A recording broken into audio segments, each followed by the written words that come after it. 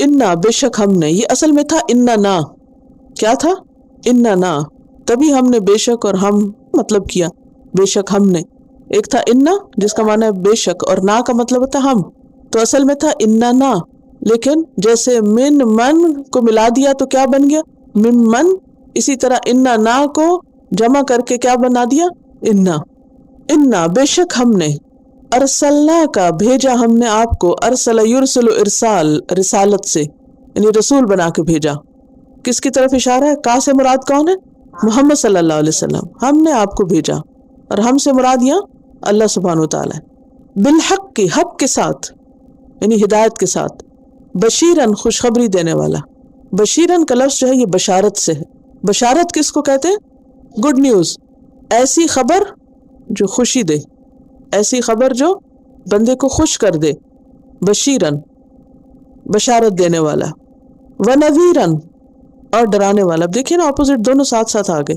نذیرن نون ذال را، انذر ینذر انذار ڈرانا، باخبر کرنا، نتائج سے ڈرانا، انجام سے ڈرانا، وارنر کے معنوں میں. ایسی خبر جس سے دوسرا پریشان ہو جائے. ولا تسألو، اور نہ تم پوچھے جاؤ گے، نہ تم سے سوال کیا جائے گا. سأل یسأل سے سئل یسأل، ان بارے میں، اصحاب الجحیم جہیم کے ساتھیوں کے. اصحاب صاحب کی جمع کمپینینز، اور جہیم جہم سے. جہم کا لفظی معنی ہوتا ہے شیر کا گھورنا. کیا معنی؟ شیر کا گھورنا. سورۃ النبا میں آتا ہے ان جہنم کانت مرصادا للطاغین مآبا. جہنم کیا کر رہی ہے؟ ان جہنم کانت مرصادا، گھات میں لگی ہوئی. تو یہاں تشبیہ دی گئی ہے جہنم کو شیر کی آنکھ سے. کیسے کہ جیسے شیر دیکھتا ہے شکار کو، کیسے دیکھتا ہے؟ بہت تیز آنکھ سے اور بہت کیئرفلی، اور جب وہ اس کے خاص اینگل پہ آ جاتا ہے تو اس کے اوپر جپٹ پڑتا ہے، اس کو خاص جگہ سے جا پکڑتا ہے. تو اسی طرح جہیم جو ہے، جہنم جو ہے، وہ بھی اپنے شکار کو دیکھ رہی ہے. اور جب وہ پل صراط کے اوپر سے گزریں گے لوگ تو وہ پہچان لے گی یہ ہیں میرے حصے کے لوگ. وہ پکڑ لے گی ان کو، آگے نہیں جانے دے گی. اور ایک اور معنی بھی اس کا ہے جہیم کا، آگ کا تیز بھڑکنا. کیونکہ شیر جب گھورتا ہے نا تو اس کی آنکھوں سے گویا آگ نکل رہی ہوتی ہے.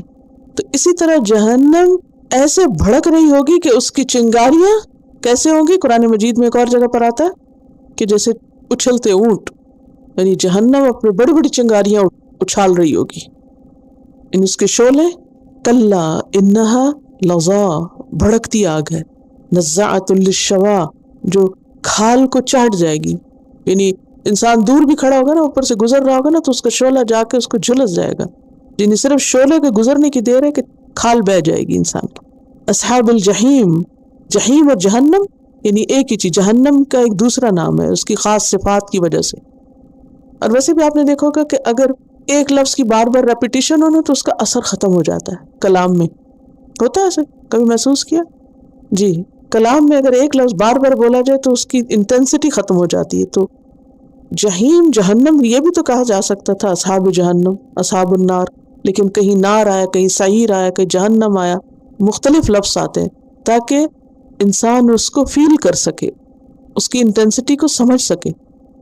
تو تم سے نہیں پوچھا جائے گا اصحاب الجحیم کے بارے میں، جہیم کے کمپینینز کے بارے میں آپ سے نہیں سوال ہوگا. انا ارسلناک بالحق بشیرا ونذیرا ولا تسأل عن اصحاب الجحیم.